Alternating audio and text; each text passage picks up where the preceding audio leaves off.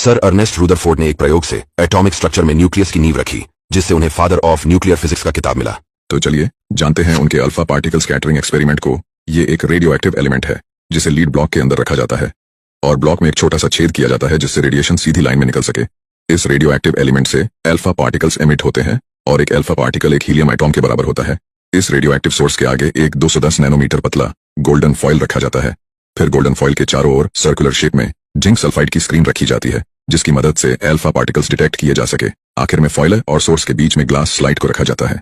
देखिए, जब alpha raise lead block से सीधी लाइन में निकलकर ग्लास स्लाइड से होकर गोल्ड फॉइल से टकराती है, अब हम ऑब्जर्व करते हैं कि अल्फा रेज में मौजूद अल्फा पार्टिकल्स स्क्रीन पर अलग अलग जगह पर टकराते हुए दिखते हैं। ज्यादातर अल्फा पार्टिकल्स बिना डिफ्लेक्शन के सीधे पास हो गए, जिससे हमें पता चला कि एटम का ज्यादातर हिस्सा खाली होता है। कुछ अल्फा पार्टिकल्स बहुत कम एंगल पर डिफ्लेक्ट हुए, जिससे ये पता लगा कि एटम में पॉजिटिव चार्ज यूनिफॉर्मली डिस्ट्रीब्यूटेड नहीं होता, बल्कि एक ही जगह पर एटम के सेंटर में मौजूद होता है, जिसे सर रुदरफोर्ड ने न्यूक्लियस नाम दिया। और लगभग 12,000 पार्टिकल्स में से एक अल्फा पार्टिकल फॉइल से टकरा के 180 डिग्री पर बाउंस बैक हुआ। इस एक्सपेरिमेंट के बेसिस पर सर अर्नेस्ट रुदरफोर्ड ने हमें बताया कि इलेक्ट्रॉन न्यूक्लियस के अराउंड रिवॉल्व करते हैं और एटम का 99.9% मास न्यूक्लियस में मौजूद होता है। न्यूक्लियस का आकार एटम के मुकाबले में काफी छोटा होता है।